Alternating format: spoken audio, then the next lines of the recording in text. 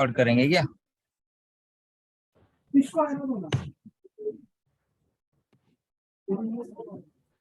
एक सेकंड मैं screen share करता हूँ।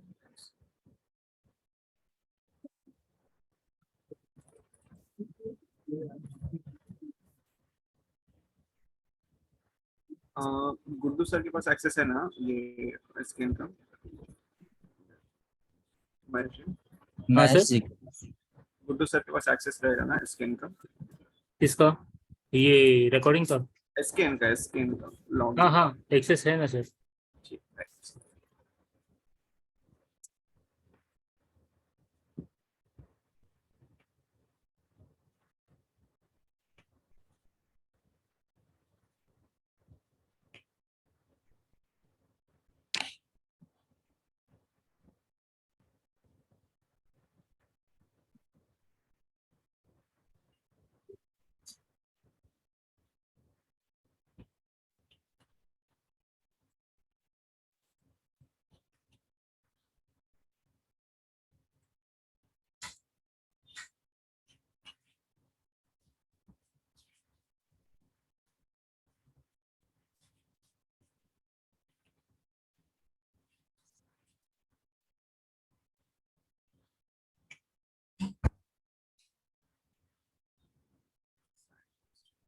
सर प्रोडक्शन में ही कर रहे हैं क्या? नहीं मैं गया, मैं साइन बॉक्स पे गया। ओके, ठीक है। ठीक है, मैन्युफैक्चरिंग स्टार्ट करते हैं। मैन्युफैक्चरिंग में पहले तो आपका आइटम्स बनेंगे। आइटम्स आपके बिल ऑफ मटेरियल्स,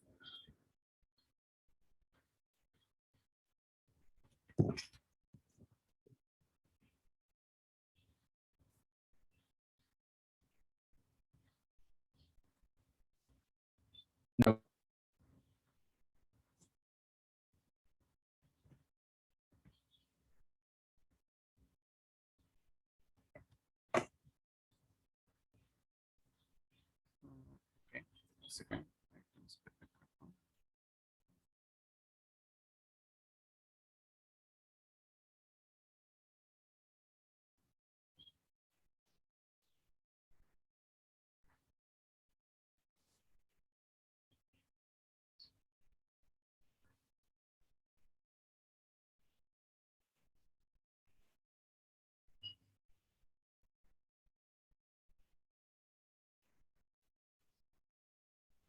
कोई भी एक असेंबली आइटम नहीं बना है सिस्टम में? क्या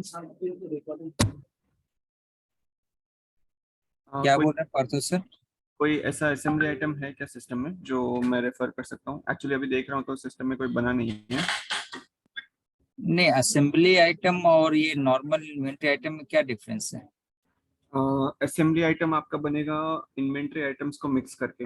सो अगर आप समझिए, सिर्फ एग्जांपल बोल रहा हूँ, एग्जांपल में अगर आप बाइसिकल बना रहे हो, सो बाइसिकल में कैसा आपका टायर एक अलग से आइटम होगा, आपका व्हील एक अलग से आइटम होगा, और हाँ फिर हाँ, वैसा तो, और सब कुछ मिला के एक आइटम बनेगा जो है आपका बाइसिकल। वैसा ठीक है। बाइसिकल आपका असेंबली आइटम जो बन रहा है सब आइटम्स को मिक्स करके, वैसा।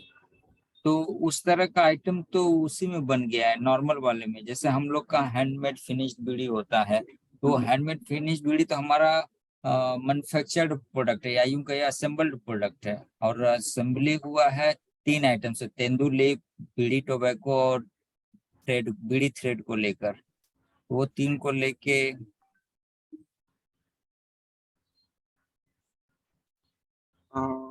यहाँ ओके, पे हैंडमेड अनफिनिश्ड बीड़ी एक बार सर्च करिए।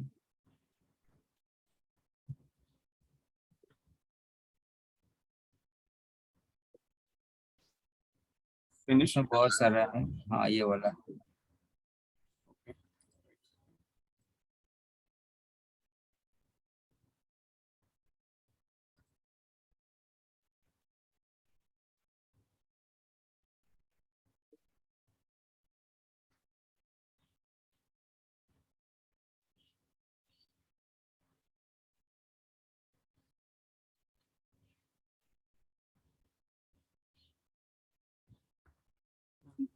आइटम ओपन हो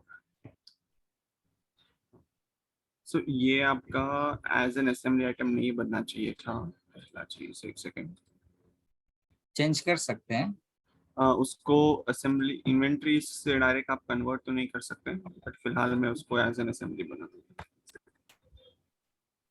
अच्छा, मतलब दोबारा बनाना पड़ेगा। लॉजिकली दोबारा बनाना पड़ेगा।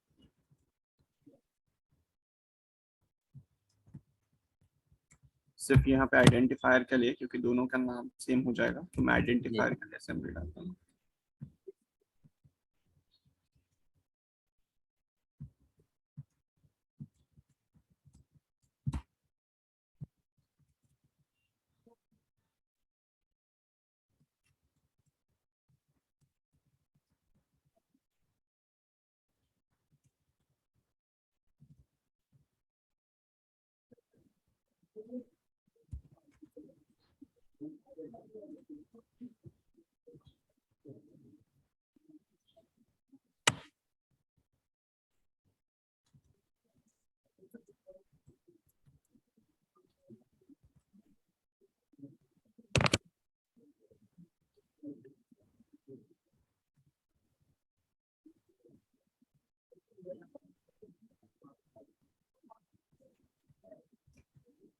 ठीक है, फिलहाल मैं इतना यूज करके सेव करता हूँ उसके।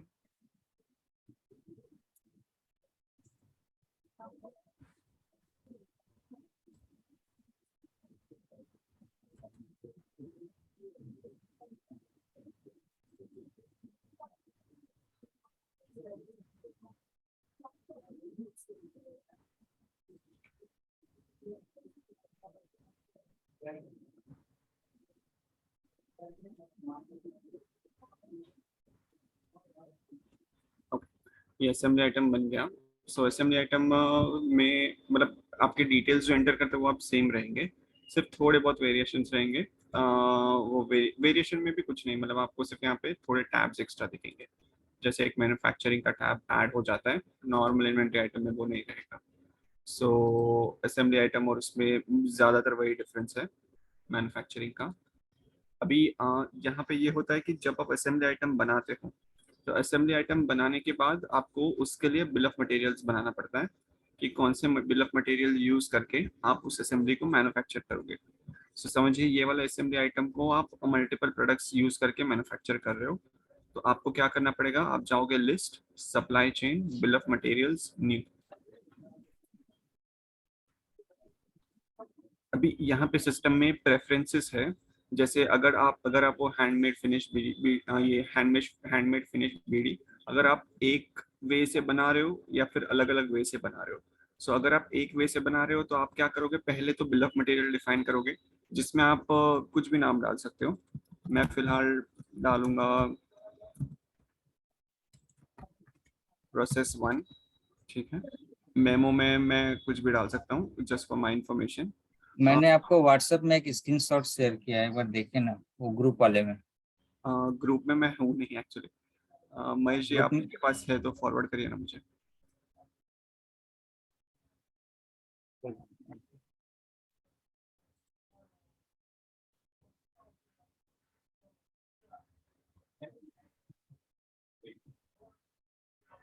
महेश जी आप फॉरवर्ड करोगे तो मुझे आप बताइए। ग्रुप आप ग्रुप में नहीं है सर? नहीं, मैं नहीं हूँ वहाँ पे।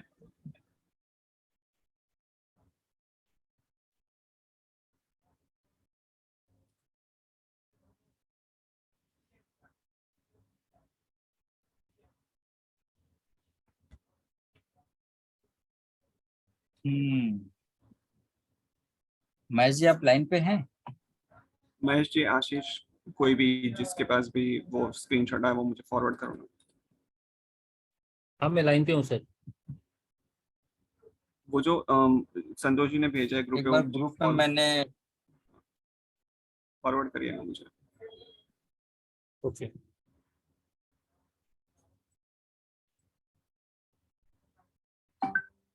सर मैंने कर दिया है एक सेकंड मैं देखता हूँ, एक सेकंड। आपके व्हाट्सएप पे।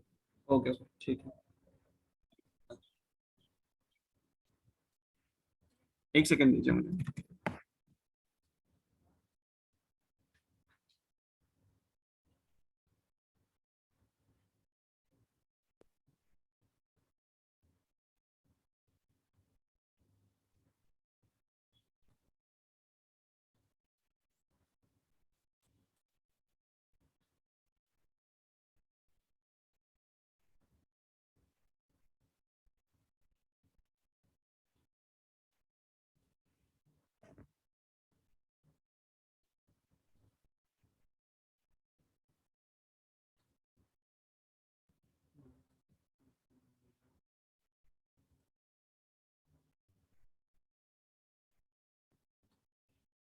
इसको समझते हैं।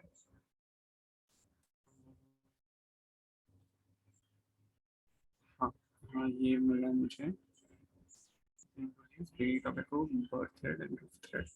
सर ये हैंडमेड अनफिनिश्ड बीड़ी बनेगा और प्रोसेस का नाम रहेगा SFG1-SKN करके, जो आप वो नाम दे रहे थे। करेक्ट, ठीक है, तो यही नाम दे दो। और जी, और ये 4 कंपोनेंट है। तेंदुलिप 750 ग्राम लगता है, बीड़ी टोबैको 300 ग्राम, थ्रेड वही 0.014 पोला और रफ थ्रेड 0.004 पोलस। ओके, ठीक। और ये जो मैन्युफैक्चरिंग होगा, ये लोकेशन का नाम है मधुपुर, हम लोग का लोकेशन है वहां पे।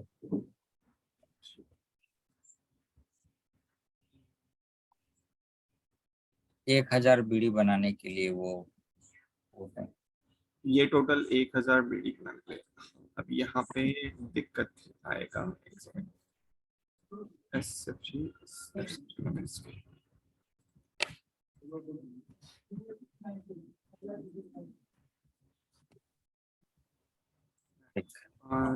ये हो गया आपका अवेलेबल फॉर रिलीज। और ये आपका बनेगा, लोकेशन है आपका मधुपुर एसकेन।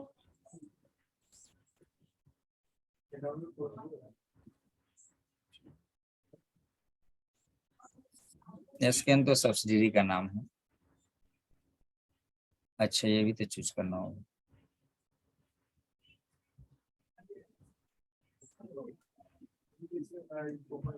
यनमारी। हाँ हाँ, यहाँ पे आपको मल्टीपल सब्सिडरी भी चूज कर सकते हैं क्या? हाँ हाँ हाँ, मतलब एक ही बिल ऑफ मटेरियल को आप मल्टीपल सब्सिडरी से अटैच कर सकते हो। ओके, ठीक। अभी तो हम लोग सीखने के लिए बोल रहे हैं, मतलब बनाना होगा तो बाद में देखेंगे। सो यहाँ पे पहला तो ये चीज हो गया आपका बिल ऑफ मटेरियल।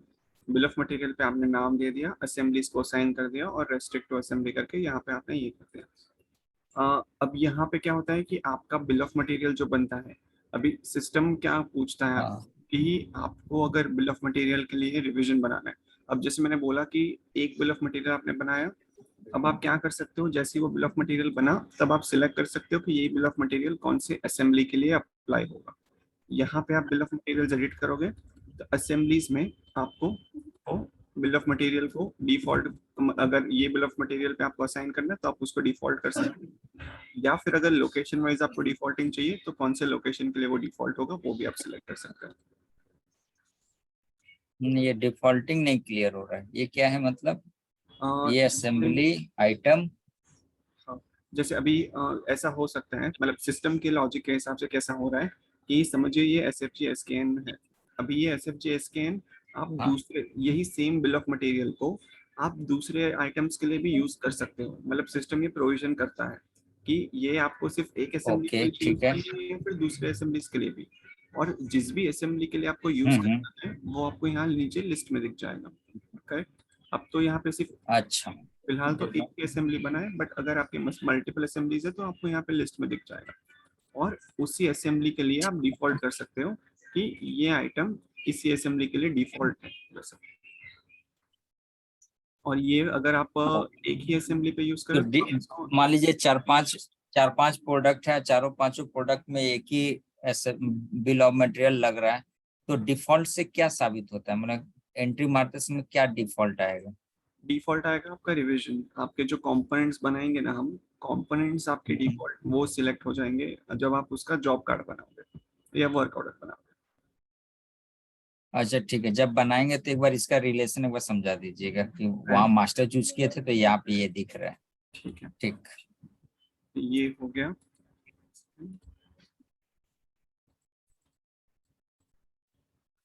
तो अभी हम लोगों ने आइटम नहीं डाला ना, रॉ मटेरियल। हाँ हाँ,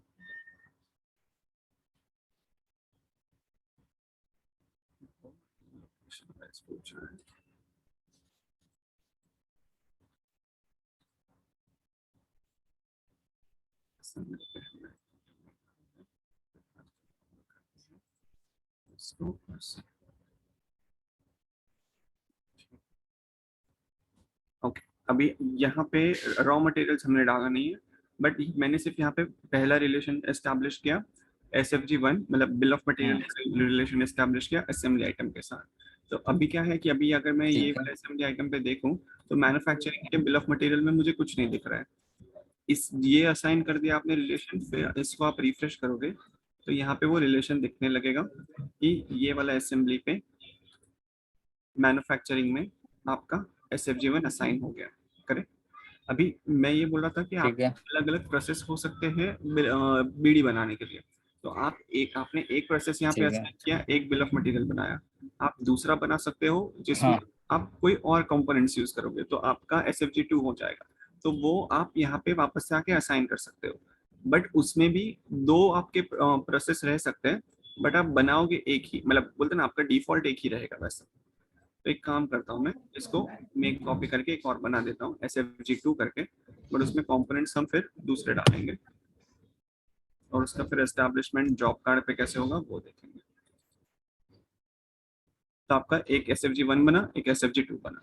अब SFG1 के लिए पहले मैं कंपोनेंट्स डाल देता हूँ। अभी भी अगर हम देखेंगे तो SFG2 असेंबली पे अभी तक लिंक हुआ नहीं है। अगर मैं इसको रिफ्रेश भी करूँ तो अगर लिंक भी हुआ है तो वो डिफॉल्ट नहीं हुआ रहेगा वैसा। यूजुअली वो लिंक होता ही नहीं है जब तक हम यहाँ पे जाके इस यहाँ पे सिलेक्ट नहीं करते हैं, या फिर हम आइटम पे आके भी उसको सिलेक्ट कर सकते हैं। मतलब दोनों वे से पॉसिबल है। आप बिल ऑफ मटेरियल पे असेंबली असाइन कर दीजिए या फिर असेंबली आइटम पे बिल ऑफ मटेरियल असाइन कर दीजिए, दोनों वे से वो वर्क करेगा। तो यहाँ पे मैं जो SKN2 है, सॉरी SFG2 है, वो मैं यहाँ पे सिलेक्ट करके ऐड करके सेव कर देता हूँ। तो ये हो गया मेरा SFG। तो मैं आपको पूरा बिल ऑफ मटेरियल का जो एक्सेल फाइल है वही शेयर कर दूं क्या? हाँ, उससे हो जाएगा। तो क्या होगा? तो उससे क्या होगा कि एगो हम लोग अपना डाटा के ऊपर में काम कर पाएंगे। करेक्ट। तो मैं आशीष जी आप अवेलेबल हैं क्या? हाँ सर बोलिए ना। मैं आपको वो लिंक शेयर करता हूँ।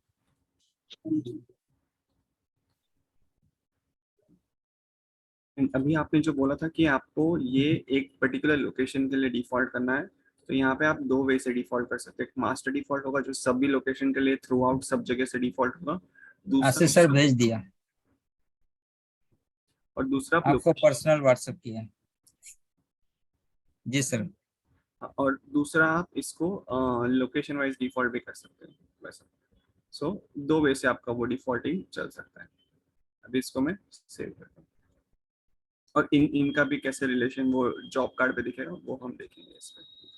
सो आपके यहाँ पे एक आइटम पे दो मटेरियल्स असाइन हो गए, दो बिल ऑफ मटेरियल्स। अभी वो बिल ऑफ मटेरियल्स पे हम कंपोनेंट्स ऐड करते हैं। अब यहाँ पे जो चैलेंज आएगा वो चैलेंज ये आएगा कि आपके जो मतलब सब नेटस्वीट में जो बनता है वो पर यूनिट का बनता है। मतलब कैसा रहता है कि आपको अगर एक बीटी बनाना है तो कितना मटेरियल लगेगा, वैसे हम यहाँ पे रॉ मटेरियल्स डिफाइन करते हैं। ठीक है। तो यहाँ पे मैं अ, इसका एक नाम दे दूंगा।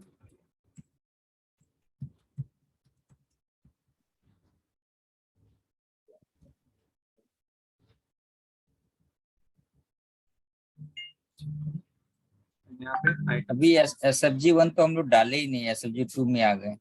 हाँ चलेगा, मतलब आप किधर से भी जाओ, वो SFG1 पे आप पहले डालो, SFG2 पे डालो इसको।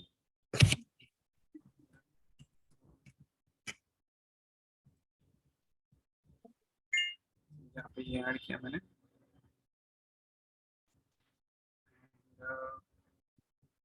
यहाँ पे हाँ, अभी आपने भेजा है मुझे 1000 पीसेस के लिए। 1000 पीसेस के लिए आपको इतना लगता है, करेक्ट। अब जी। मुझे क्या करना पड़ेगा कि इसको और डिवाइड करना पड़ेगा ताकि वो 1 पीस के लिए ले ऐसे। नहीं, अगर वहां पे क्वांटिटी 1000 कर देंगे तो नहीं होगा। नहीं, क्योंकि आपका बिल ऑफ मटेरियल जो डिफाइन हो रहा है पर क्वांटिटी वाइज हो रहा है। और नेटस्वीट क्या करेगा, जब आप जॉब कार्ड बनाओगे तब इसको मल्टीप्लाई करेगा इनटू द क्वांटिटी जितना आपको रिक्वायर है वैसा।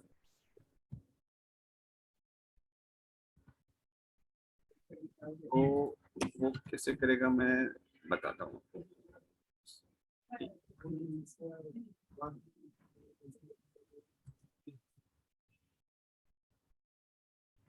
सेकेंड वाला आइटम कौन सा है? थर्ड वाला वही बीड़ी टोबैको।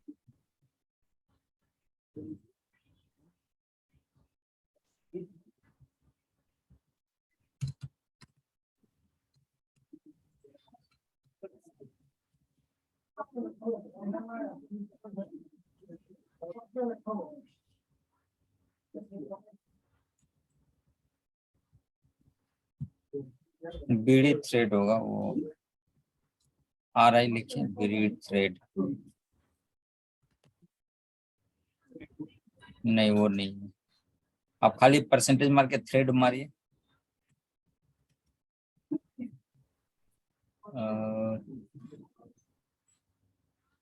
पेपर रफ थ्रेड, बीड़ी थ्रेड क्या नहीं बना हुआ है? बना हुआ होना चाहिए।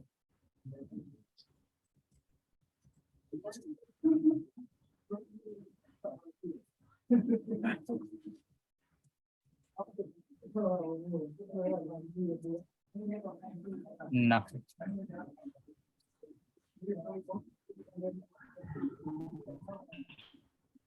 नया बना दो। हाँ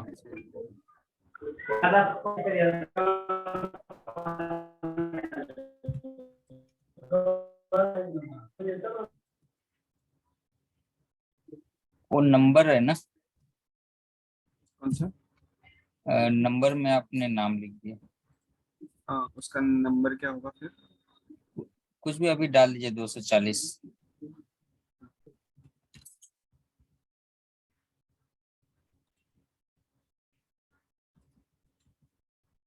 सर ये अकाउंटिंग मैपिंग थोड़ा सा समझा दीजिए ना, ये क्लियर नहीं है। आपका अकाउंट्स जब भी आप कोई आइटम बनाते हो, स्पेशली इन्वेंट्री असेंबली, तो इन्वेंट्री असेंबली के लिए 2 या 3 इम्पैक्ट होते हैं। आवाज कट रहा है आपका।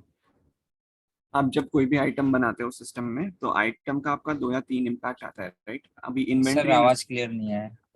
इन्वेंट्री एंड असेंबली के लिए आपका हाँ 2 या 3 अकाउंट्स बनता है, राइट? जैसे हाँ हाँ। अकाउंटिंग में अगर आप जाओगे तो एक कॉस्ट ऑफ गुड्स सोल्ड बनता है। कॉस्ट ऑफ गुड्स सोल्ड मतलब आप जब भी उसको सेल करोगे तब कौन से वैल्यूएशन पे वो जाएगा, तो कॉग्स अकाउंट हो गया।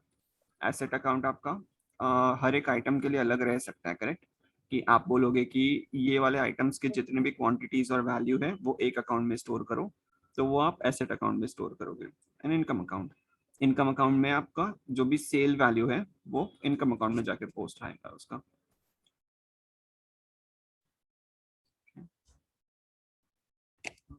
मुझे वो वापस से पेज रिफ्रेश करना पड़ेगा। आइटम एक बना, आपका लास्ट आइटम भी बना है कि नहीं, पर चेक कर लेते हैं। रफ थ्रेड है।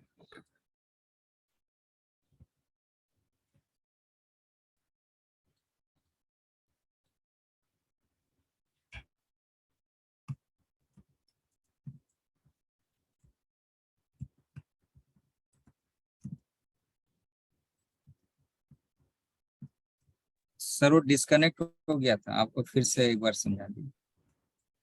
मैं बोल रहा था कि आइटम आइटम पे आपके 3 इम्पैक्ट आते हैं, करेक्ट? अगर आप इन्वेंट्री असेंबली आइटम बनाते हो तो पहला आपका कॉग्स का इम्पैक्ट आता है। कॉग्स मतलब आपका जब ये आइटम सेल होता है तब वो कौन हम्म। से प्राइस पे परचेस हुआ था और उसके हिसाब से आपका सेल वो आइटम कौन से प्राइस पे आउट गया, करेक्ट? हम्म। तो वो आपका कॉग्स का इम्पैक्ट।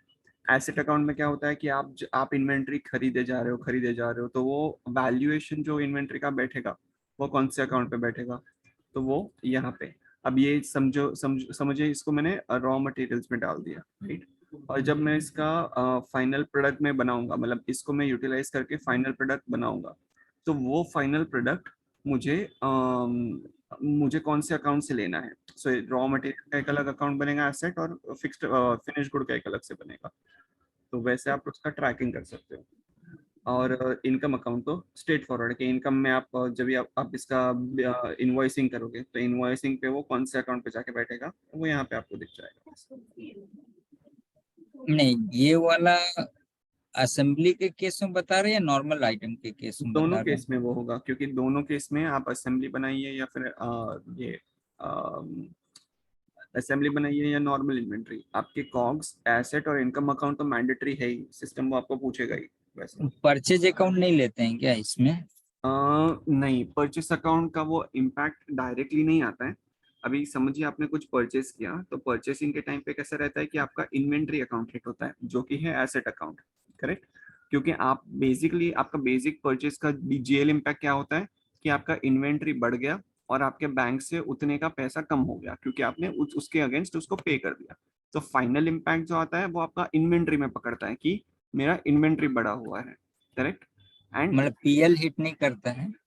आपका करंट एसेट हिट करेगा, पीएल डायरेक्टली हिट नहीं करेगा उसका। बट और जब आप उसको सेल करोगे तब भी वो इन्वेंट्री एसेट से निकाल के कॉग्स में डाल देगा वैल्यू, और फिर तब आपका कॉग्स हिट करेगा, तभी जाके वो पीएनएल में आएगा। नहीं क्लियर हो रहा सर, एक बार फिर से धीरे धीरे समझाइए। जब पहले हम लोग क्या समझते हैं, ओपनिंग टैली के लैंग्वेज में मैं आपको एक बार बोलता हूँ, जब पीएल खोलते हैं तो ओपनिंग स्टॉक दिखता है लेफ्ट साइड में सबसे टॉप में। उसके बाद हम जो परचेज करते हैं वो एडिशन होते जाता है। जब हम सेल करते हैं तो राइट साइड में पीएल का क्रेडिट साइड में आपको ऊपर में दिखता है। और फिर ये तीनों का मतलब opening plus purchase minus sale equal to जो क्लोजिंग बैलेंस है वो नीचे दिखता है। और वही क्लोजिंग स्टॉक का एक रेप्लिका सीधे बैलेंस शीट का पार्ट बनता है। मैं तो इसमें क्या कंसेप्ट कैसे काम कर रहा है? ओपनिंग कहाँ दिखेगा? ओपनिंग के लिए कौन सा लेजर को मैप कर रहे हैं? ओपनिंग का अगर सच बोल तो ओपनिंग का कॉन्सेप्ट सिस्टम में नहीं है क्योंकि ओके आपका ठीक है।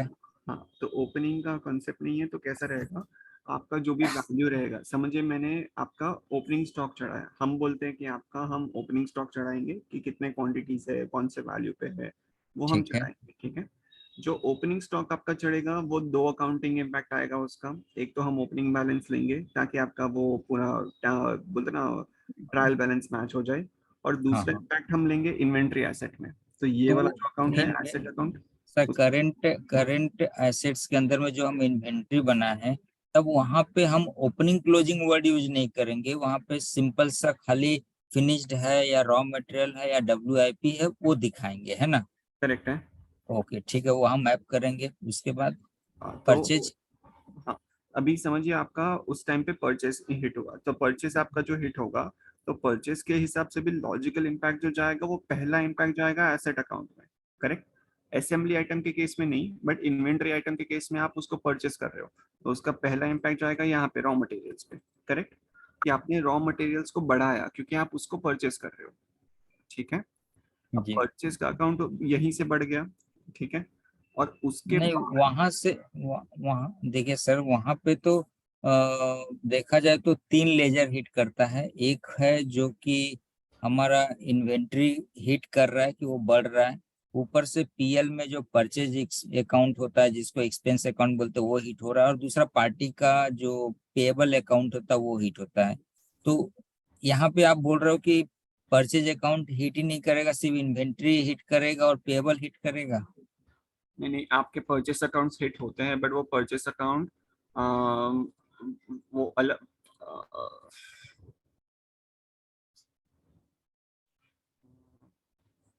एक सेकंड, जितना जल्दी हो सके मैं इसको ट्राई करता हूँ क्लोज करने का।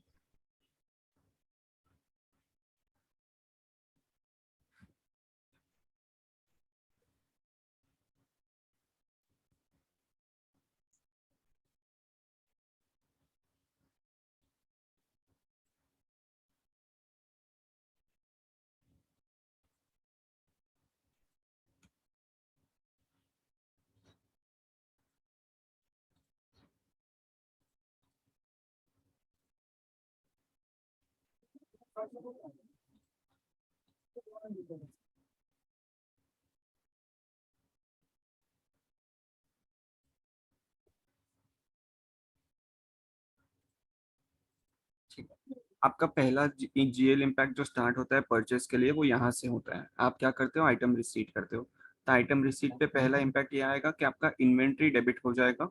अक्रूड हम्म। परचेसेस करके एक अकाउंट है जो क्रेडिट होगा, ठीक है। अभी ठीक है। अक्रूड परचेसेस हम बोल सकते हैं कि वो आपका परचेस अकाउंट है, बट हम वो बोलेंगे नहीं, मैं उसका रीजन बताता हूँ। क्योंकि आपका अक्रूड परचेसेस ये ओपन कब तक रहेगा, जब तक आपका आइटम रिसीट के अगेंस्ट बिल नहीं बना है, ठीक है। तो आपका अक्रूड परचेसेस में वो क्रेडिट वैल्यू दिखाएगा। जैसे ही आपने उसका बिल बना दिया, तब सिस्टम क्या कर रहा है, यहाँ पे उसी अक्रूड परचेस को डेबिट करके उसको वैल्यू सेटल ऑफ कर रहा है, करेक्ट। ठीक है। और ठीक है। फिर आपका पेबल्स में उसको इम्पैक्ट दे रहा है, ठीक है।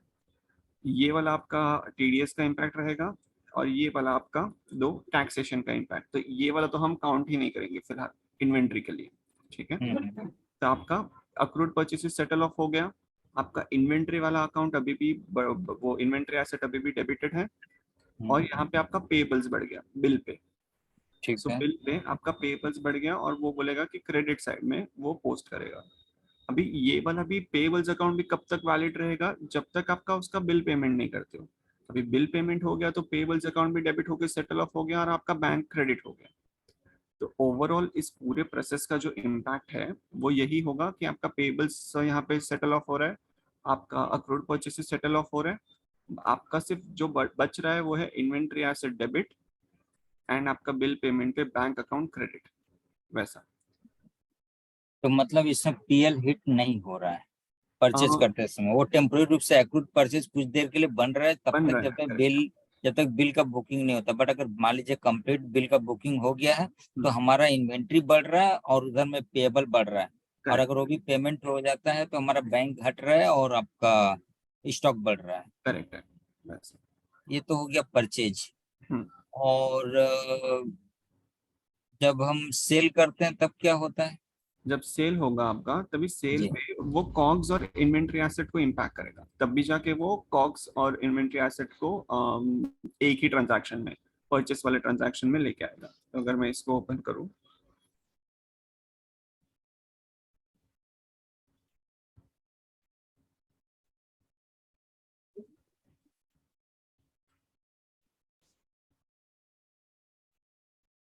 तो यहाँ पे आपका आइटम फुलफिलमेंट पे ये आइटम जिस भी कॉस्ट पे इन हुआ था, करेक्ट। हम्म। तो यहाँ पे एक सेकंड, ओके। यहाँ पे जब ये आइटम क्रिएट हुआ रहेगा,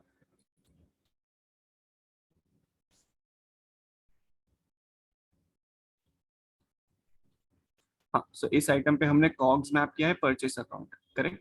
तो वो कॉग्स का इम्पैक्ट यहाँ पे लेके आ रहा है जीएल इम्पैक्ट पे, जो डेबिट हो रहा है, और इन्वेंट्री आपका क्रेडिट हो रहा है यहाँ पे। नहीं, ये परचेज अकाउंट तो हम लोगों ने टैली से जो डाटा लेकर गए और वहां पे बना दिया, पर वहां पे परचेज अकाउंट का जरूरत है क्या? लॉजिकली जितना मेरे को पता है, यहाँ पे परचेस अकाउंट का जरूरत नहीं है, करेक्ट।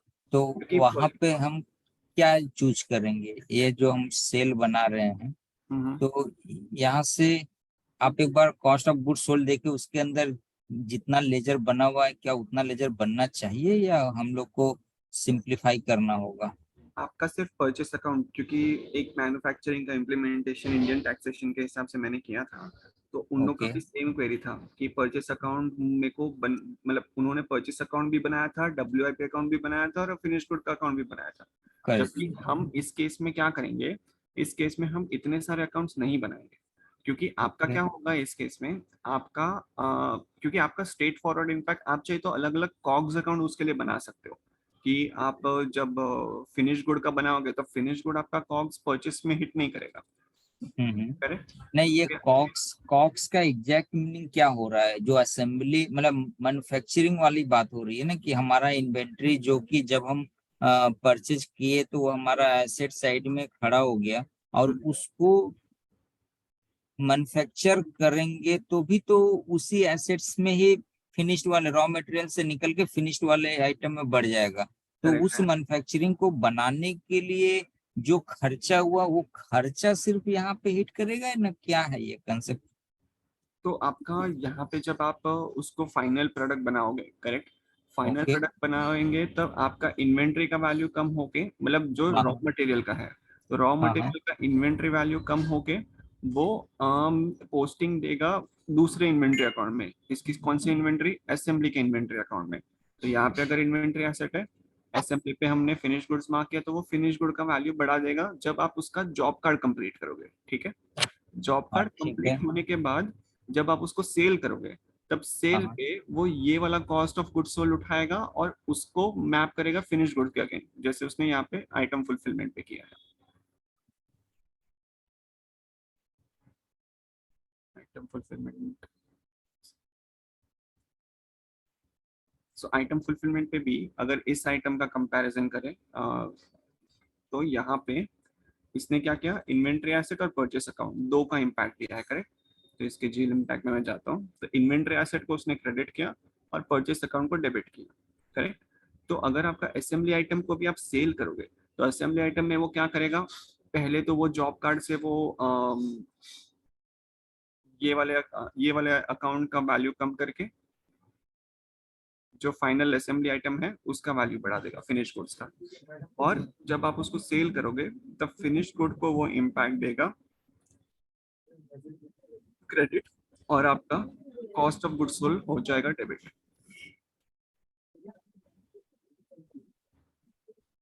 अब जितना मुझे समझ रहा है यहाँ पे कंफ्यूजन और जो ये होगा वो पीएनएल पे होगा कि इंडियन टैक्सेशन के हिसाब से वो पीएनएल में फिर हम कैसे टैकल करेंगे, करेक्ट। नहीं, कॉस्ट ऑफ गुड्स सोल्ड तो पीएनएल का ही पार्ट है ना, हाँ हाँ, कॉस्ट ऑफ जो गुड्स, एसेट का पार्ट है। नहीं नहीं, कॉस्ट ऑफ गुड्स सोल्ड, जाता हूँ,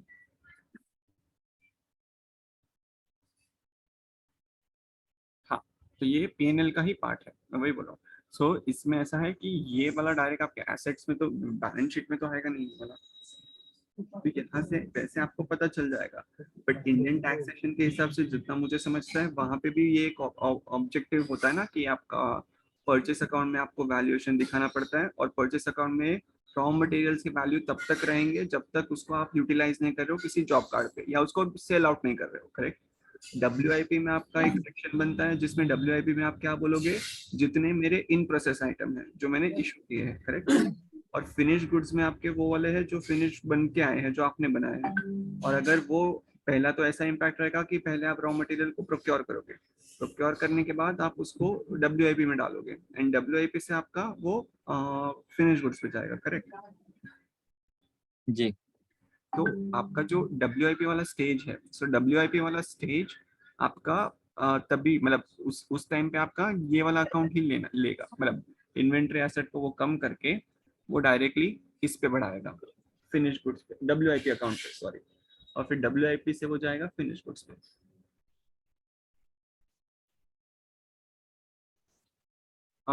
मुझे एक ये चीज बताइए, आपका डब्ल्यूआईपी का कॉन्सेप्ट है कि नहीं है?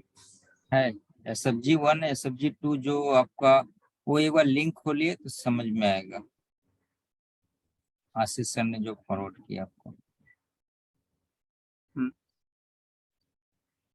सर एक मैंने और पार्ट सर आपको लिंक वो कॉपी करके दिया है वो। एक सेकेंड, मैं ना एक्सेस इसके लिए करता हूँ। आप रिक्वेस्ट करिए सर, हम यहाँ से एक्सेप्ट कर रहे हैं, आप रिक्वेस्ट करिए। हाँ,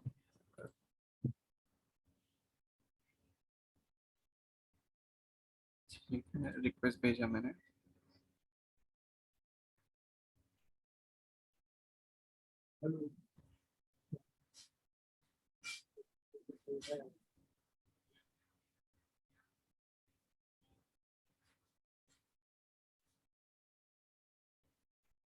देखिए सर, रिक्वेस्ट है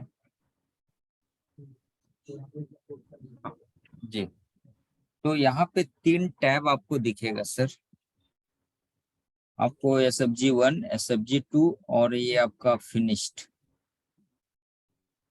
हाँ, SFG1 SFG2 और फिनिश। SFG1 और SFG2 का जो प्रोसेस है उसको रॉ मटेरियल मतलब WIP ही बोलते हैं। ठीक है, इसका नाम है semi finished stage, semi finished goods stage 1, semi finished goods stage 2 और लास्ट में फिनिश्ड गुड्स। ठीक है, तो यहाँ पे हो क्या रहा है कि रॉ मटेरियल को कंज्यूम करके हमारा एक आइटम बन रहा है जिसका नाम है हैंडमेड अनफिनिश्ड बीड़ी। ठीक है, ये हो गया SFG1। ठीक है, ये हैंडमेड अनफिनिश, अब SFG2 में जा रहे हैं तो हैंडमेड मतलब जो अनफिनिश्ड बीड़ी है उसको हम लोग सेकाई करते हैं, और 1:1 का ही रेशियो में, इसमें कोई भी फर्दर कंपोनेंट ऐड नहीं होता है। मतलब जो आइटम है उसको हम लोग सेकाई करते हैं और उसका नाम बदल जाता है। ठीक है, मतलब सिर्फ मतलब जैसे ऐसे बोलिए कि ऊपर में देखिए 14 नंबर SFG2 जो आइटम है ये बनेगा कैसे। ये हैंडमेड अनफिनिश्ड बीड़ी को लेके मतलब पिछला वाला 1 बीड़ी को लेंगे तो उसको सेकाई कर देते हैं और उसका दो पार्ट होता है। एक बीड़ी को सेकाई करते हैं और उसका कैटेगराइजेशन करते हैं कि ये साइज का बीड़ी बना है तो इसको हम ऐसा मतलब 14 नंबर बीड़ी बोलेंगे। अगर ये थोड़ा मीडियम टाइप का है तो इसको 145 नंबर बीड़ी बोलेंगे। तो वो एक कैटेगराइजेशन कर दिया। और ये SFG2 अब आते हैं फिनिश्ड बीड़ी में, फिनिश कोर्स में। इसमें क्या होता है कि फिर हम लोग आइटम का नाम एकदम पूरा स्टैंडर्ड रखते हैं जो मार्केट में बेचते हैं। 14 नंबर हैंडमेड बीड़ी, पहले था हैंडमेड अनफिनिश्ड बीड़ी स्टेज 1 में, दूसरा में आके नाम थोड़ा सा चेंज हो गया और तीसरा में आके हमने बोला 14 नंबर हैंडमेड बीड़ी में। अब इसमें क्या हो रहा है कि पहला वाला देखिए SFG2, ये SFG2 वाला स्टेज, इसमें हैंडमेड अनफिनिश्ड बीड़ी से SFG2 14 नंबर SFG2 बना। और उसके अलावा इतने सारे छोटे छोटे रॉ मटेरियल्स, इसको पैकिंग मटेरियल्स बोलते हैं, ये सारे पैकिंग मटेरियल्स उसमें इन्वॉल्व हुए, तब जाके वो 14 नंबर हैंडमेड अनफिनिश्ड बीड़ी बना। Correct, okay. तो इस वाले के लिए ऑलरेडी आइटम हैंडमेड बीड़ी का भी जो आइटम है नंबर 14 वाला, वो भी आपको बनाना पड़ेगा पहले तो एज एन आइटम, ठीक है। हाँ, और जो मैंने अभी बनाया है आपने हैंडमेड अनफिनिश्ड बीड़ी बनाया है, अभी आपको एक 14 नंबर SFG2 आइटम बनाना होगा और एक 14 नंबर हैंडमेड बीड़ी बनाना होगा। 3 को बनाएंगे असेंबली तब क्लियर होगा। और इसमें फिर मुझे डालना पड़ेगा क्योंकि ये हैंडमेड को कभी भी आप, ये आपका WIP पे जाएगा, करेक्ट। कौन सा बनाया है, ऊपर जाइए। हैंडमेड अनफिनिश्ड, हाँ ये WIP का पार्ट है। बस, तो ये WIP एसेट लेवल पे हम लोग मैप कर रहे हैं ना। हाँ हाँ, ऐसे लेवल। ओके। इसको मैं कॉपी करके ओके,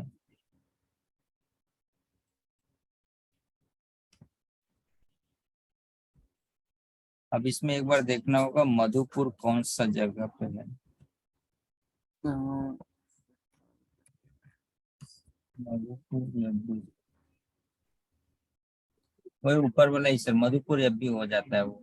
मधुपुर फिनिश मैन्युफैक्चरिंग था, अब ये मधुपुर हो जाएगा। मैं फिलहाल सिर्फ ये लोकेशन देना है ना। लोकेशन आप उस पे बॉम्ब लेवल पे भी दे दोगे चलेगा। बॉम्ब पे आप दे दोगे तो वो फिर उसी लोकेशन पे स्टे करेगा। वो तो अरे वाह, वो अलग है, ये अलग चीज है। और इसको हम लास्ट में और एक बनेगा 14 नंबर 14 हैंडमेड बिल्डिंग। हेलो।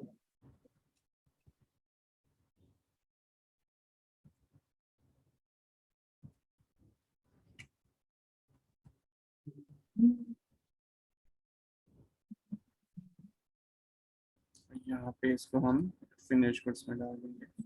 हो। तो सर ये जो आपने आइटम बनाई, ये आइटम तो अभी एकदम क्लियर हो गया है कि उसको आ, अगर हम रॉ मटेरियल लेते हैं तो रॉ मटेरियल के आइटम में डालेंगे, सेमी फिनिश जो हमारा बढ़ेगा उसको WIP में मैप करेंगे, और जो हमारा असेंबली आइटम्स होंगे वो सारे फिनिश बीड़ी में जाएंगे। यहाँ तक तो क्लियर है सर, हम्म, एसेट क्लियर हो गया। अब जो हम लोग परचेज कर रहे हैं वो भी क्लियर हो गया कि हाँ डायरेक्टली कि इनडायरेक्टली हमारा स्टॉक बढ़ रहा है, कैश घट रहा है। करेक्ट। और हमारा जो मैन्युफैक्चरिंग हो रहा है उसमें COG का कितना इम्पैक्ट है, वो कैसे हो रहा है, वो थोड़ा सा एक बार क्लियर कर दीजिए। तो मैं पहले ये बिल ऑफ मटेरियल और वो सब बना लेता हूँ। Actually cost of goods sold tally में है नहीं ना, इसलिए थोड़ा हाँ, सा वो लॉजिकली नेट सूट के साथ कोरिलेट नहीं कर पा रहे हैं। करेक्ट। पहले मैं इसका ये रॉ हाँ कर मटेरियल, लीजिए।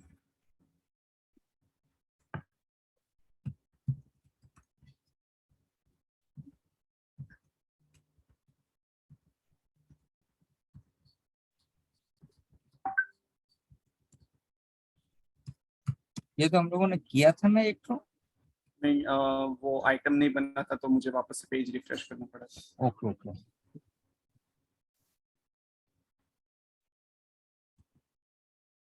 हाँ नीचे वाला।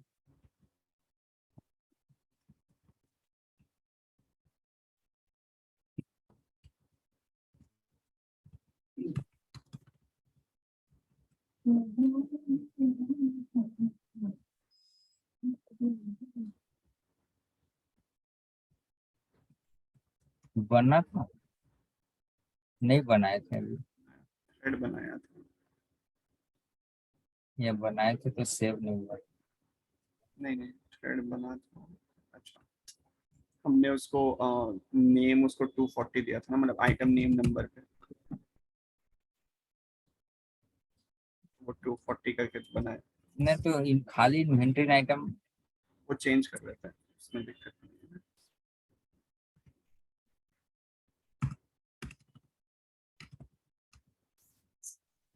इसको करना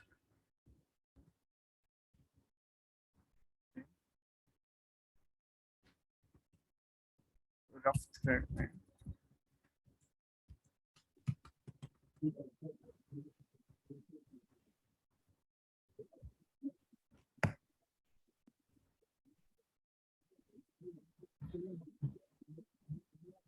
ये उसका पहला ये बन गया। दूसरा हम चाहे तो बाद में बनाते हैं, या फिर दूसरे का भी एक बना के रखते हैं।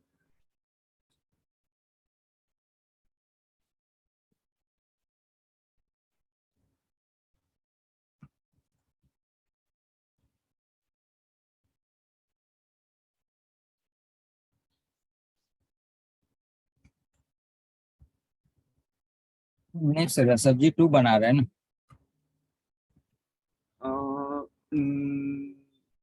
एक तो हो गया ना। एस एफ अब जी उसका one S F G one पे ही मैं दूसरा एक बना रहा हूँ। वो सिर्फ एग्जाम्पल के लिए है। ओके।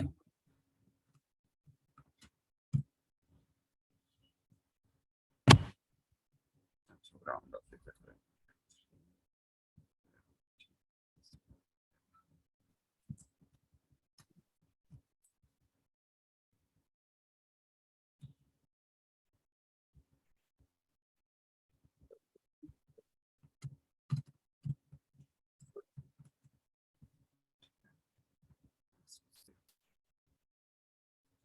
सर वो फ्रैक्शन जो 295 था वो 3 हो गया, उससे कोई इशू नहीं आएगा?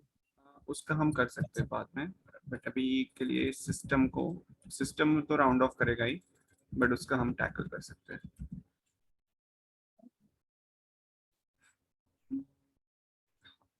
ये मिथिला सब्सिडियरी में बनेगा सर, यहाँ एसकेएन में जरूरत ही नहीं था। अच्छा आप इसमें दिखाने के लिए बनाए ना, समझाने के लिए।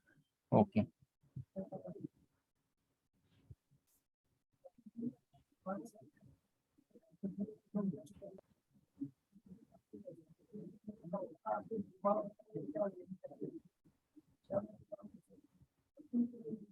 तो अभी सिनेरियो ये हो गया कि आपका हैंडमेड अनफिनिश बिल्डिंग बन रहा है दो वे से। एक है SFG1 एस्केन और SFG2 एस्केन। अभी दूसरा जो आइटम है आपका, जो नंबर 14 SFG2 है, उसके लिए हम बिल ऑफ मटेरियल बनाते हैं।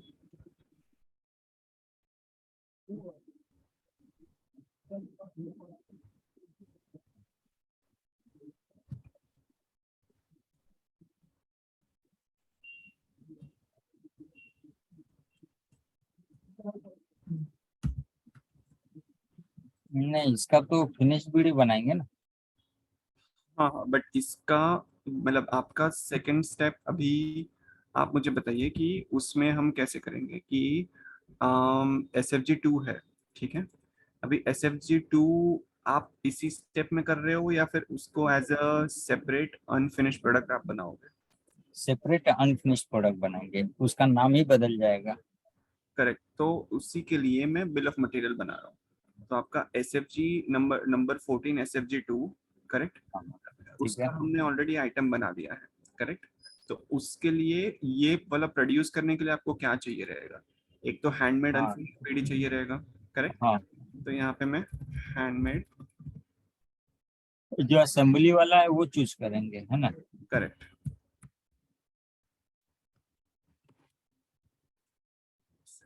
अच्छा हाँ, यहाँ पे वो सब्सिडरी रॉन्ग बन गया, तो यहाँ पे मैं वो सब्सिडरी डाल देता हूँ।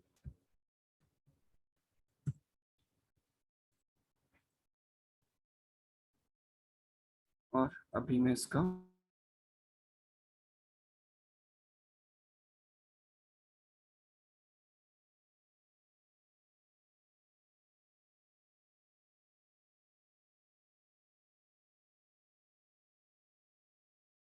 अगर हम लोग जो क्रिएट न्यू रिवीजन है वहां पे हम लोग अगर खाली डेट डाले तो चलेगा कि हाँ इतना तारीख को ये पहला बना था, उसके 6 महीने बाद फिर चेंज हो गया, या उस टाइप का?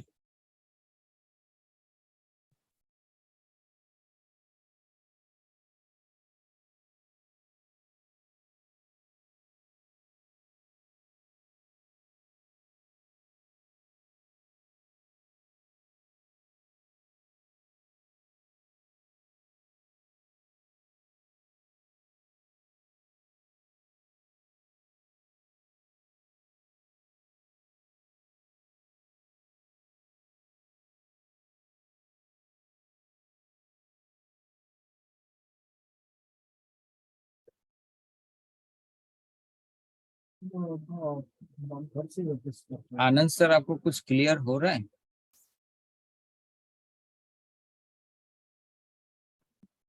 नहीं सर, कुछ खास तो नहीं हो रहा है, क्योंकि इस प्रोसेस की जरूरत बहुत ज्यादा पड़ती भी नहीं है हमको, एक बार सेट हो जाने के बाद।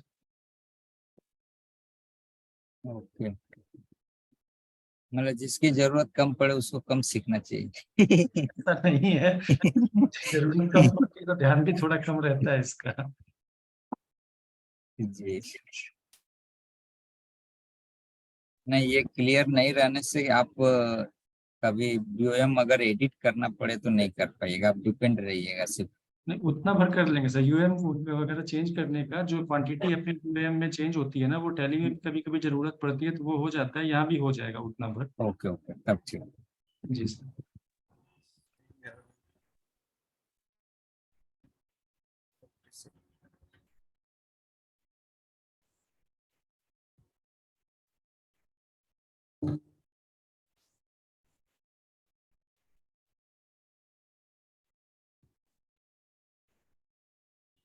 पार्थ सर। बोलिए। पार्थ सर। हाँ बोलिए। सर, लास्ट टाइम जो कॉल हुआ था उसमें अपन ने एलिमिनेशन भी दिखाया था ना कि पेंडिंग है। एलिमिनेशन दिखाया था ना? हाँ सर, एलिमिनेशन दिखाया था ना? दिखाया था ना। सर वो जो सब्सिडियरी लेवल पर हर हम्म। ग्रुप लेवल पे एक एलिमिनेशन कंपनी बना हुआ है, उसका क्या रूल है?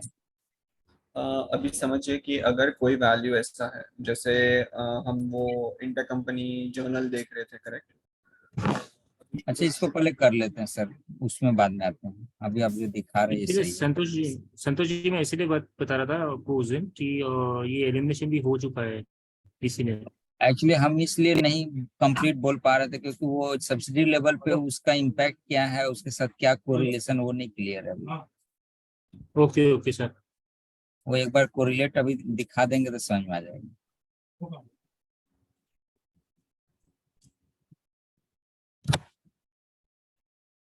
सर ये हम लोग असेंबली बना रहे हैं क्या? नहीं, मैं उसका ये बिल ऑफ मटेरियल ही बना रहा हूँ, क्योंकि आपका अभी 3 लेवल हो गया, राइट? तो 3 लेवल के हिसाब से मैं उसका बिल ऑफ मटेरियल बना रहा हूँ। एक सेकेंड रुकिएगा।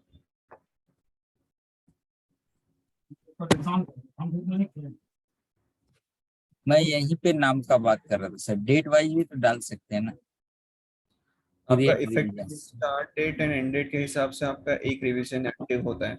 समझिए आपने आप बोल रहे हो कि आपका ये मेथड यूज हो रहा है, बट उस मेथड में भी कुछ चेंजेस आ रहे हैं, कुछ क्वांटिटीज आप कम ज्यादा कर रहे हो बनाने के लिए।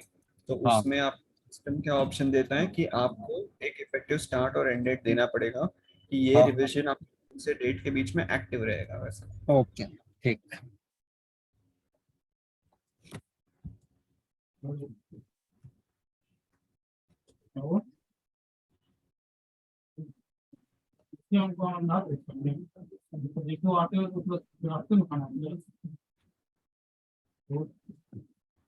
वो जो 14 नंबर हम लोग आइटम बनाए तो उसके आगे असेंबली रहना चाहिए था ना? हाँ, उसके आगे असेंबली रहना चाहिए था। एक सेकेंड, मैं सिर्फ एक दो आइटम यहाँ से उठाता हूँ। एडहेसिव टेप,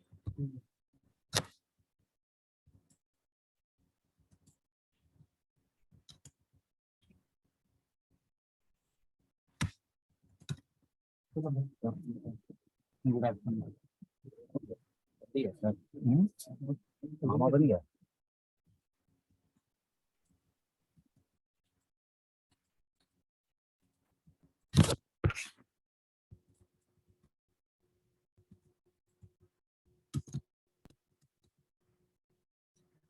फिलहाल के लिए मैं सिर्फ 2 आइटम्स इसमें सेव करता हूँ एज अ पैकिंग मटेरियल। अभी मेन चीज करना रहेगा वो है आपका हर एक इसके लिए डिफॉल्ट करना। सेकंड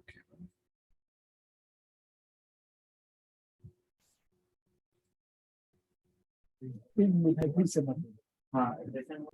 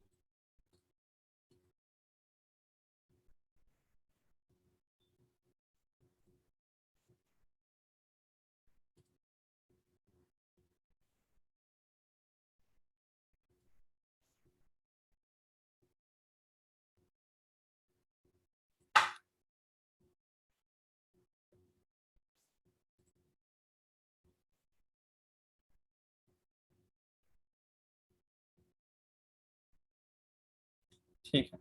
अभी एक एक करके देखते हैं। तो पहले हमने क्या किया, हैंडमेड अनफिनिश बीडी बनाया। हैंडमेड जी। अनफिनिश बीडी के लिए मैंने बोला कि ये मेरे कंपोनेंट्स है जो यूज होंगे। करेक्ट। सो यहाँ पे मैं कंपोनेंट्स अगर ओपन करूँ, सो मेरा पहला है टेंडो लीव्स बीडी कंपोनेंट 240, मतलब अपना जो थ्रेड थ्रेड आइटम था वो, एंड उसको रीनेम कर ही दीजिए ना सर। ये आपका रफ थ्रेड। तो पहले हमने बोला कि हम हैंड फिनिश बीडी के लिए ये सारे आइटम्स यूज करने वाले हैं। सेकेंड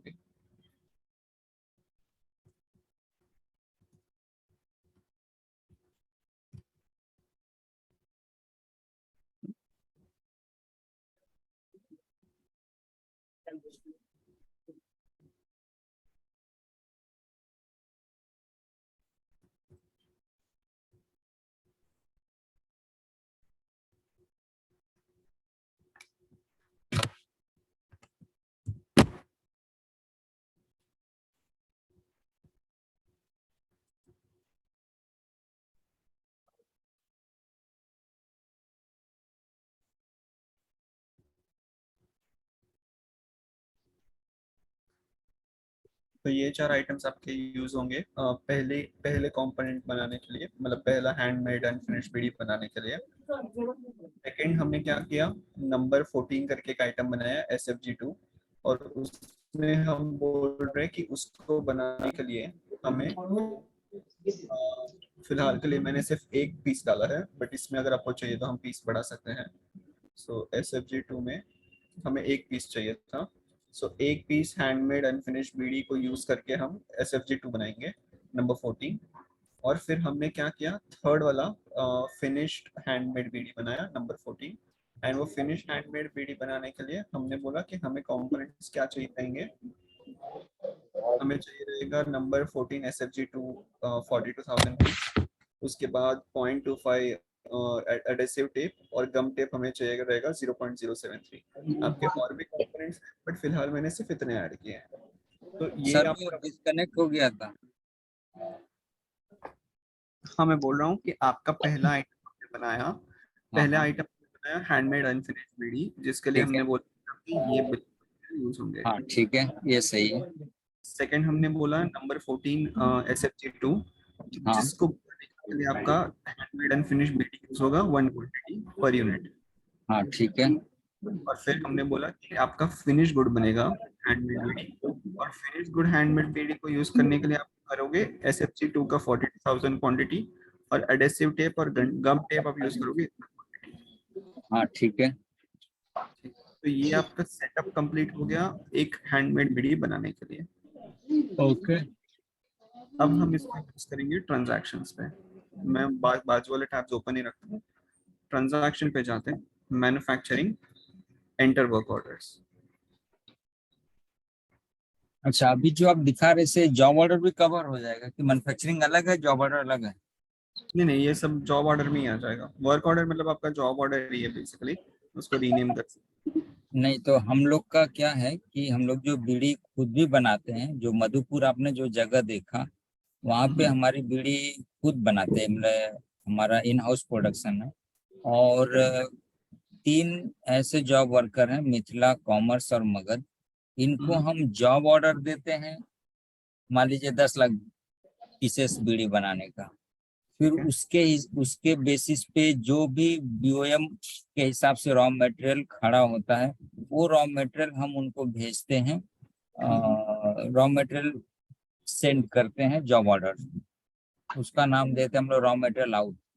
फिर वो लोग क्या करते हैं, रॉ मटेरियल को अपने सब्सिडरी में, अपने कंपनी में रिसीव करेगा, और फिर उसके बाद वहां पे मैन्युफैक्चरिंग एंट्री मारेगा। जैसे अभी तक आपने जो मैन्युफैक्चरिंग दिखाने जा रहे हैं या बनाए हैं वो सेटअप, वहां पे फिर वो मैन्युफैक्चरिंग मारेगा। मैन्युफैक्चरिंग मारने के बाद जब फिनिश्ड हो जाएगा, तो फिर वो हमको जो जॉब ऑर्डर हमने भेजा था, वो जॉब ऑर्डर इन का एंट्री मारा था, तो वो जॉब ऑर्डर के अगेंस्ट में सेमी फिनिश्ड आउट करेगा। वो पहला स्टेज खाली कंप्लीट करके हमको WIP प्रोडक्ट, मतलब जो 14 नंबर बीड़ी आप देखें, वो 14 नंबर बीड़ी हमको भेजता है। तो हम वो 14 नंबर नहीं, सॉरी, हैंडमेड अनफिनिश्ड बीड़ी हमको भेजता है, वो स्टेज 1 कंप्लीट करके। फिर हम क्या करते हैं, उस 14 नंबर अनफिनिश्ड बीड़ी को हम 14 नंबर SFG2 यूनिट मतलब बीड़ी बनाते हैं। वो SFG का प्रोसेस हमारे एंड में है, और फिर उसके बाद फिनिश्ड बीड़ी बनाते हैं और भेजते हैं। तो हम, और ऊपर से मंथ के एंड में वो लोग अपना जॉब चार्जेस का एक टैक्सेबल बिल भी देता है, जो कि अलग से। तो ये वाला भी एक बार ध्यान में रखते हुए समझाइएगा। ओके। आपने जो 3 वेंडर्स के नाम लिए वो कौन से थे?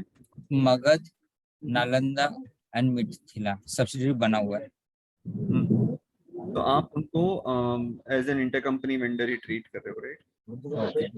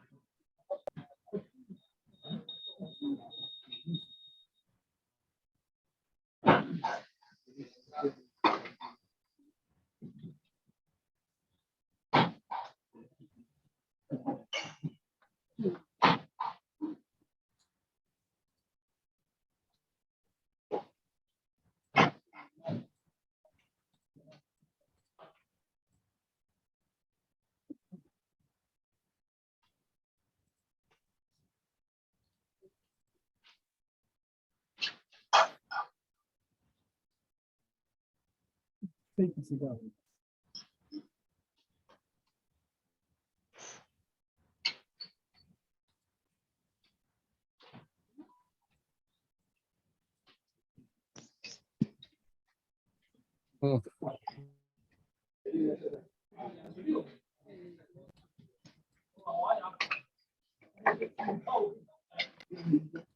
तो पहला स्टेप देखते हैं। पहले स्टेप में आप क्या करोगे, हैंडमेड अनफिनिश्ड बीडी को आप आउटसोर्स करोगे। बेसिकली आप अपने दूसरे कंपनी को बोलोगे वो हैंडमेड अनफिनिश्ड बीडी बनाने के लिए।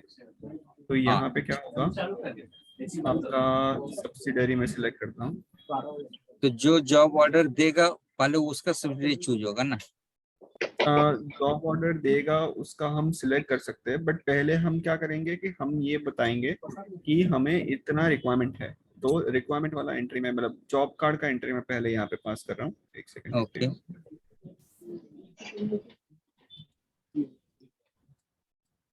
और यहाँ पे मैं सिलेक्ट करूंगा हैंडमेड अनफिनिश बीडी, क्योंकि मुझे क्या चाहिए, मुझे फाइनल ये चाहिए, करेक्ट, हैंडमेड अनफिनिश बीडी चाहिए मुझे अच्छा, पहले। मतलब आप ये बोल रहे हैं कि जैसे मैनेज इंटर परचेज ऑर्डर जो था, हम्म, वैसे ही इसका भी कंसेप्ट है क्या? पहले जॉब कार्ड रेज करेंगे, फिर मगध में जाकर ढूंढेंगे कि कोई जॉब कार्ड बना है क्या, वैसा कुछ? आ, हाँ, मतलब आप दो वे से कर सकते हो। पहला तो ये हो जाएगा कि आपने बल्क ऑर्डर बनाया, हाँ और हाँ। अभी ये आप पे है, मतलब ये कैसा है, ये एकदम कंपनी लेवल का प्रेफरेंस होता है। अभी समझिए, मैंने लास्ट टाइम जो आपको परचेस और सेल का एंट्री दिखाया, करेक्ट, हाँ तो हाँ आप हाँ। क्या कर सकते हो कि आप अपने साइड से पहला वे ये रहेगा कि आप अपने साइड से बोलोगे कि मुझे ये आइटम परचेस करना है, ठीक है। SKN परचेस करना है ये मगध से, करेक्ट। हम्म। तो मगध के लिए वो क्या करेंगे, परचेस ऑर्डर रेस करेंगे, ठीक है। परचेस ठीक। ऑर्डर रेस हो गया, उसके बाद क्या करेगा, मगध अपने साइड से सेल्स ऑर्डर रेस करेगा, ठीक है। ठीक है। हम्म। और उसके बाद वो सेल्स ऑर्डर से वो वर्क ऑर्डर बना सकते हैं, और फिर वो वर्क ऑर्डर वहां से सप्लाई कर सकते हैं। ये एक वे हो गया, ठीक है। ओके। ठीक है। दूसरा वे होता है एक आउटसोर्सिंग का। मैं आउटसोर्सिंग का ही एक देख रहा था, उसके लिए मुझे एक और चीज चाहिए रहेगा, एक सेकेंड। अभी मुझे ये बताइए कि आप जब ये जॉब कार्ड बनाते हो, ठीक है, तो हैंडमेड अनफिनिश बीडी आपने बोला कि आप ये वाले आइटम्स भी उनको सप्लाई करते हो, करेक्ट। हाँ, उसी BOM में जितना का हमने ऑर्डर दिया। ठीक है, तो आप ये वाला आइटम्स भी उनको सप्लाई करोगे, एक सेकेंड, ओके।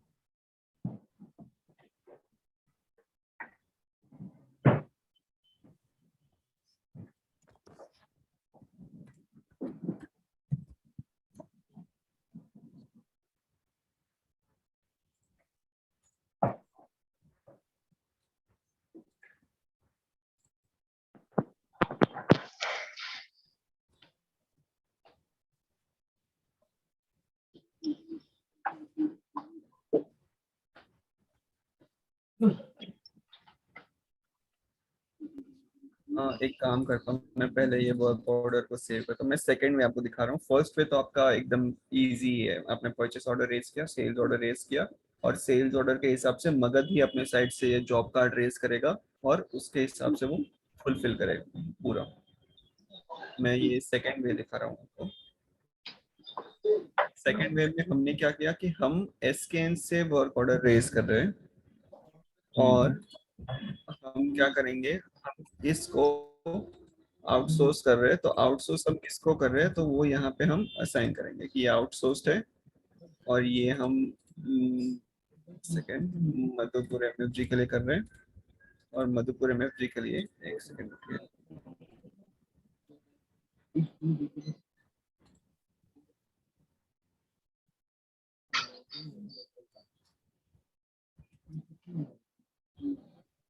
मगध। सॉरी,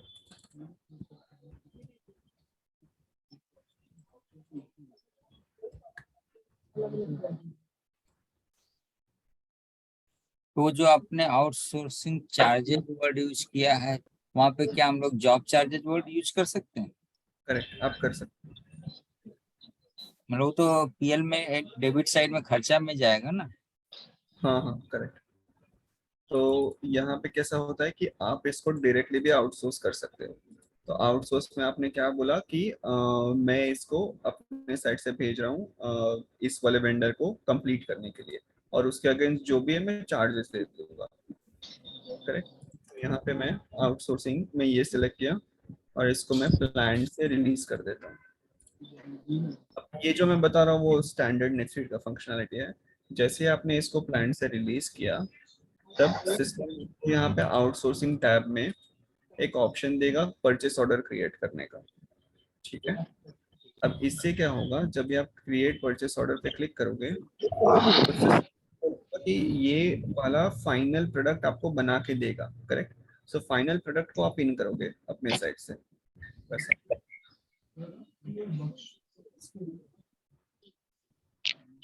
मतलब जॉब जॉब कार्ड पहले बनाएंगे, उसके बाद में परचेज ऑर्डर रेज करेंगे, हाँ, और वो परचेज ऑर्डर जाएगा मगध को। करेक्ट। और फिर मगध उसके बेसिस पे सेल्स ऑर्डर बनाएगा, सेल्स ऑर्डर के बेसिस पे फिर जॉब कार्ड बनाएगा, फिर जॉब कार्ड के बेसिस पे मैन्युफैक्चरिंग नहीं करेगा। नहीं नहीं नहीं, इस केस में वो नहीं होगा। इस केस में कैसा बनेगा आपका, आपने मगध के लिए ये बना दिया, ठीक है। अब मगध क्या करेगा अपने साइड से, अपने साइड से सबमिट फॉर अप्रूवल, पहला चीज। सेकंड रुकिएगा।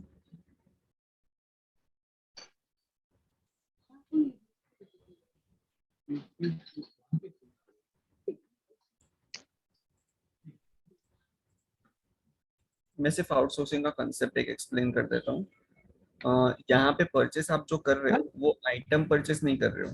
मैं आपको बताता हूँ, यहाँ पे जो परचेस हो रहा है ना वो आपका चार्जेस के हिसाब से हो रहा है। तो यहाँ पे अगर आप देखोगे तो आइटम दिखाएगा, वो आइटम नहीं दिखाएगा ऐसा। अब मैं पहले तो आउटसोर्सिंग का कॉन्सेप्ट एक्सप्लेन करता हूँ कि नेटस्यूट आउटसोर्सिंग बोलता किसको है। जी अभी आउटसोर्सिंग में कैसा होता है कि आपने वर्क ऑर्डर बनाया कि आपको ये वाला आइटम अपने सिस्टम में चाहिए या अपने सिस्टम में उसको प्रोक्योर करना है। अब ठीक है। सिस्टम क्या बोलता है कि आपने वर्क ऑर्डर बना दिया, ठीक है, करेक्ट। बट वर्क ऑर्डर बनाने के बाद मैं इसको मैंने डिसाइड किया कि ये मैं अपने किसी वेंडर को भेज रहा हूँ कंप्लीट करने के लिए। अब मैं किसी वेंडर को भेज रहा हूँ तो मैं क्या करूंगा, उस वर्क ऑर्डर को यहाँ से आउटसोर्स कर दूंगा। जैसे ही मैंने आउटसोर्स किया, सिस्टम क्या बोलता है कि एक परचेस ऑर्डर आपने बना दिया, ठीक है। अब परचेस ऑर्डर के चार्जेस जो है, मतलब जो जॉब चार्जेस हैं, वो आप यहाँ पे एंटर कर दोगे। आप यहाँ पे रेट डाल दोगे, अमाउंट डाल दोगे, तो वो चार्जेस आ जाएंगे वो जॉब कार्ड के लिए।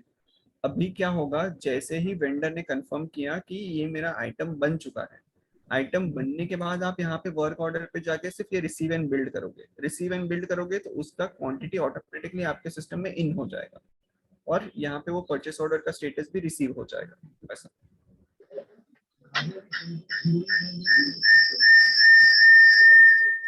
ठीक है, तो क्या हुआ, वर्क ऑर्डर आपका बना एसकेन के लिए ही, ठीक है।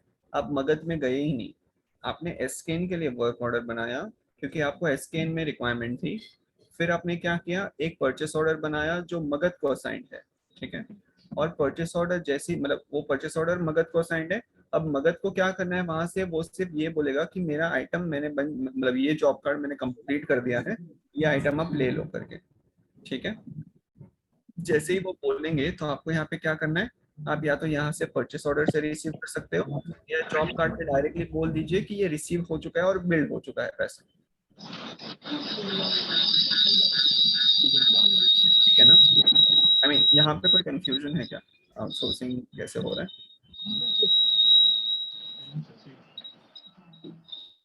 संतोष जी, एक मिनट सर।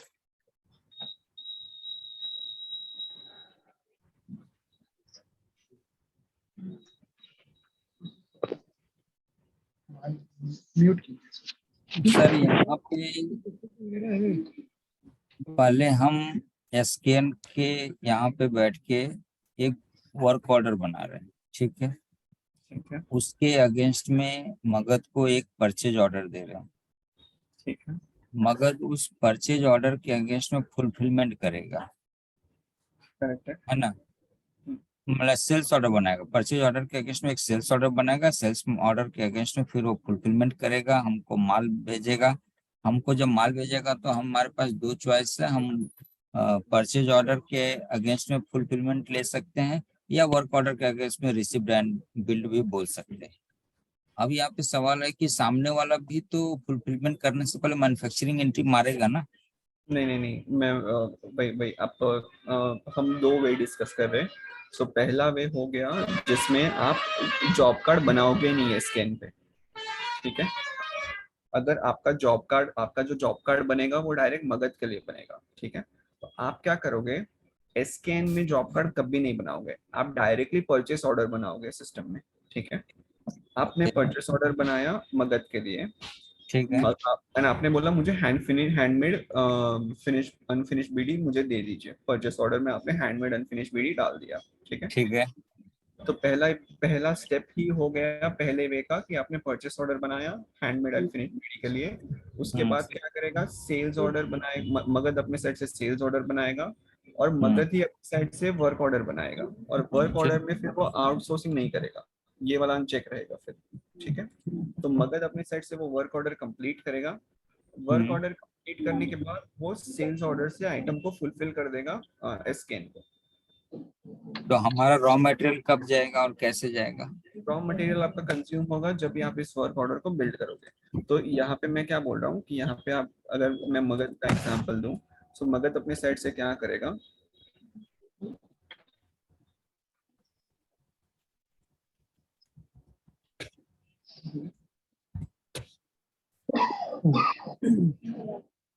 अच्छा वहाँ पे आइटम असाइन नहीं है ना, एक सेकंड।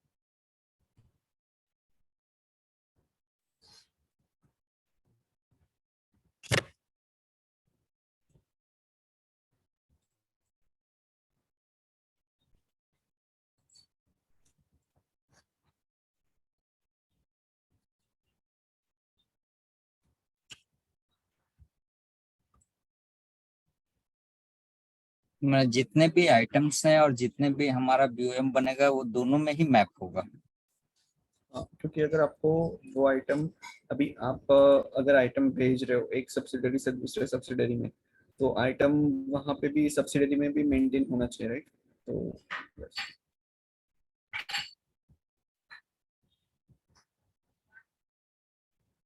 क्योंकि आप बोल रहे हो ना कि आप जब भी ये वर्क ऑर्डर बनाओगे तो आप रॉ मटेरियल को सप्लाई करोगे एसकेएन से मगध में, राइट? तो मगध में भी उसका ट्रैकिंग रहना चाहिए कि आपने पोस्ट भेजा है करके। जी, हम लोग का एक कंसेप्ट होता है जो our stock lying with third party, मतलब एसकेएन जब माल भेजता है तो अपने ही बुक्स में जॉब वर्कर के नाम से गोडाउन बना देता है, मगध गोडाउन बोल के, और ठीक है। अपने अपने गोडाउन से माल को जब वो भेजता है तो वो मूव करता है मगध वाला गोडाउन, जो कि एक जस्ट इमेजिनरी गोडाउन बन गया हम लोग के ही प्रीमाइसेस में। और फिर उसके बाद जब वहां से हम लोग रॉ मतलब सेमी फिनिश्ड इन करते हैं तो बीओएम अप्लाई करके वो मगध के गोडाउन से इन्वेंट्री को खत्म करता है जॉब ऑर्डर में।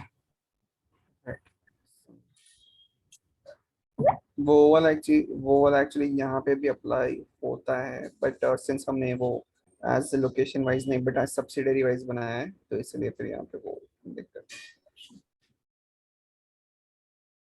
नहीं, जब हम अपना रॉ मटेरियल हम मगध को ट्रांसफर करते हैं तो उस पे जीएसटी नहीं लगता है, और वहां से भी जो आता है हमारे पास उस पे भी जीएसटी नहीं लगता है। बट जब वो लोग जॉब चार्जेस देता है तो वो जीएसटी चार्ज करके देता है।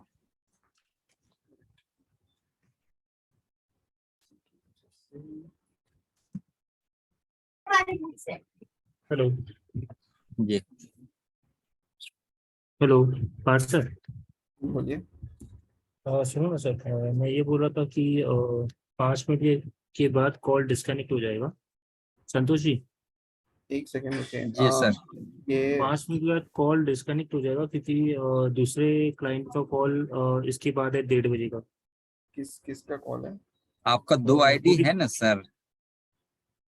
नहीं, आप कॉल इसी के पीछे सेकंड, कनेक्टेड है, इसी के। एक सेकेंड। महेश किसका कॉल है? किसका कॉल है महेश? कौन? अभिषेक जी का है, हुबीत का है अभिषेक जी का। 1:30 को वो भी है ना दूसरे आईडी पे? हाँ, 1:30 का वो कॉल है सर। एक सेकेंड रुकिए।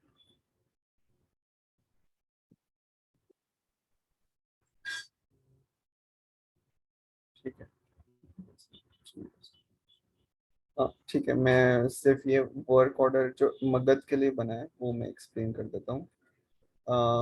मगध का आपका कैसा रहेगा कि आप मैं दूसरा वर्क ऑर्डर भी ओपन करता हूँ जो मैंने क्रिएट किया है।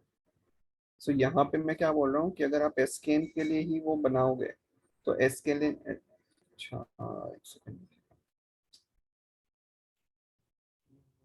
अभिषेक जी, अपन ये कॉल जो है हुबीत का 5 मिनट डिले कर सकते हैं क्या? नहीं नहीं, एक काम अपन ये करो 5-10 मिनट डिले कर सकते हैं क्या, महेश, क्योंकि यहाँ महेश, पे दूसरा सर कॉल हम लोग चालू है। सेकंड सेशन ले लेते हैं क्योंकि हाँ ये वही टॉपिक इतना वही इजी छोटा नहीं है। वही वही मैं इसलिए बोल रहा था। महेश जी उनको कंटिन्यू करने बोलिए, हम लोग हाँ दूसरा सर। session- उनको उनको कंटिन्यू करने को बोले, हम लोग अभी स्टॉप कर रहे हैं, एक अगला सेशन में हम लोग कंटिन्यू कर लेंगे। ठीक है, चलेगा sir. Sorry Santosh ji, extremely sorry sir. इसमें सॉरी नहीं सर, 1 घंटे का आपने सेशन का बात किया था, 1.5 घंटा तक गया, ये बहुत बड़ी बात है। और ऊपर से सबसे बड़ी बात है कि 1.5 घंटा पूरा फ्रूटफुल हो रहा है, ऐसा नहीं कि इसमें ये टेस्टिंग हो रही है वो टेस्टिंग हो रही है, समझ रहे हैं ना, वो चीज नहीं हो रहा, तो ये मतलब सही है। एंड मैं तो अभी ये रिक्वेस्ट करूंगा कि मैं देख मतलब जैसे संतोष जी ने बताया कि आशीष और महेश जी कि कुछ कुछ आइटम्स ऐसे थे जो एसएमडी बनने चाहिए, जो इन्वेंट्री बन चुके हैं, करेक्ट? हम्म। तो वो हम वाला लोग को भी क्लैरिटी नहीं था सर, हम लोगों से डाटा मांगा गया, हम लोगों ने बस स्टॉक, जैसे टैली में देखिएगा ये सब कंसेप्ट नहीं है, बस आइटम बनाना है, बस बना दो, उस टाइप का ग्रुपिंग देखना है तो रॉ मटेरियल फिनिश्ड ये सब कर लो। धीरे तो धीरे संतोष आपका सीआरपी से समझ में आ रहा है कि हाँ आइटम कैसे बनने चाहिए थे, क्या बनने चाहिए। तो संतोष जी आप इनको सिर्फ आइडेंटिफायर दे दीजिए ना कि कौन सा आइटम एज एन असेंबली बनने चाहिए और कौन से इन्वेंट्री। तो क्या होगा कि फिर एटलीस्ट आइटम करेक्ट हो जाएगा, क्योंकि आज के टाइम में भी आइटम करेक्ट करने में, बिल ऑफ मटेरियल बनाने में मेरा थोड़ा ज़्यादा टाइम वहाँ पे कंज्यूम हो गया। तो ये तो माइग्रेट नहीं होता ना, मतलब इसको तो फिर से नए सिरे से बनाना पड़ रहा है ना। हाँ, वो भी नए सिरे से ही बनाना पड़ेगा। हम लोग कोशिश करते हैं कि अभी मतलब यहाँ एटलीस्ट पे हम एक दो लोग, एग्जाम्पल, हाँ एक दो हाँ वो तो एग्जाम्पल। आप दिखाते समय ही 1-2 कर दीजिए सर, क्योंकि फिर प्रोडक्शन में तो पूरा हम लोग चेंज करवाएंगे, ये तो आप सैंडबॉक्स में जो थोड़ा बहुत दिखाने के लिए, मेन हमको वो जॉब ऑर्डर वाला कंसेप्ट को अच्छा समझना है सर, वो थोड़ा आप एक बार टाइम मिलेगा तो थोड़ा देख लीजिएगा अच्छा से। ठीक है, चलो। ठीक से, ये क्योंकि ये आउटसोर्सिंग जॉब ऑर्डर वाला कंसेप्ट में नहीं जा पा रहा है। चलेगा, ठीक। ठीक, वो एक बार देख लीजिए। तो हम लोग अगला सेशन जब मिलेंगे तो मैच जी कोऑर्डिनेट कर लेंगे ना। हाँ श्योर श्योर सर, पार्थ जी से बात करके ना टाइम फिक्स करा देता हूँ सर। ठीक सर, ठीक, थैंक यू। आपको अपडेट देता हूँ उसके ऊपर। ठीक sir, thank you. Thank you Parth ji, and thank you Santosh ji and your team. Thank you sir. Thank you, sir. Thank you